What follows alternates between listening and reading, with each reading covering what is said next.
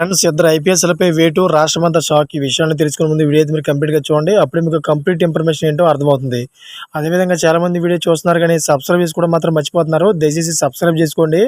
Subscribe చేసుకోవడం వల్ల నేను చేసే ప్రతి ఒక్క అప్డేట్ మీరు ముందుగానే పొందగలుగుతారు. అదేవిధంగా చాలామంది లైక్ చేయడం మర్చిపోతున్నారు. దయచేసి లైక్ చేయండి. లైక్ చేయడం వల్ల ఈ ఇన్ఫర్మేషన్ అనేది మనం చాలామందికి రీచ్ చేసే వాళ్ళు అవుతాం. ఇంకా లేట్ చేయకుంటే వీడియోకి వెళ్ళిపోదాం. ఫ్రెండ్స్, ఫోన్ ట్యాపింగ్ కేసులో అధికారులపై చర్యలు ఉన్నతాధికారులు ఉపక్రమించారు. ఈ కేసులో ఇప్పటికే అరెస్ట్ అయిన అడిషనల్ ఎస్పీలు తిరుపతన్న భుజంగరావులపై సస్పెండ్ వేటు పడింది. ఈ మేరకు తెలంగాణ డీజీపీ రవిగుప్తా ఉత్తర్వులు జారీ చేశారు. అయితే ప్రస్తుతం ఈ అధికారులు కస్టడీ విచారణ ఎదుర్కొంటున్నారు. మరోవైపు బంజారాహిల్స్ పోలీస్ స్టేషన్లో విచారణ కొనసాగుతుంది.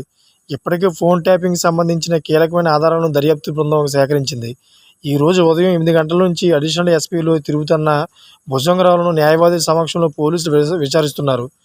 ఇక ఫోన్ ట్యాపింగ్ కేసులో వీరిద్దరూ కీలకంగా వ్యవహరిస్తున్నట్లు తెలుస్తోంది. అలాగే వీరిద్దరు ఫోన్, వాట్సాప్ చాటింగ్ సైతం ఉన్నతాధికారులు పరిశీలిస్తున్నారు. ఇక ఇదే కేసులో మరో ఇద్దరు సీఏలను సైతం పోలీసు అదుపులోకి తీసుకుని విచారిస్తున్నారు. రాధాకిషన్ రావు ఇచ్చిన సమాచారం మేరకు ఇద్దరిని దర్యాప్తు బృందం ప్రశ్నిస్తోంది. రాధాకిషన్ రావును వారం రోజుల పాటు కస్టడీ కోరుతూ నాంపల్లి కోర్టులో పోలీసులు సోమవారం పిటిషన్ వేయనున్నారు. అదేవిధంగా అయితే ఈ ఫోన్ ట్యాపింగ్ వ్యవహారంలో లింకులున్న రాజకీయ నాయకులను త్వరలో విచారణకు పిలిచేందుకు నోటీసులు రూపొందించినట్టు తెలుస్తోంది.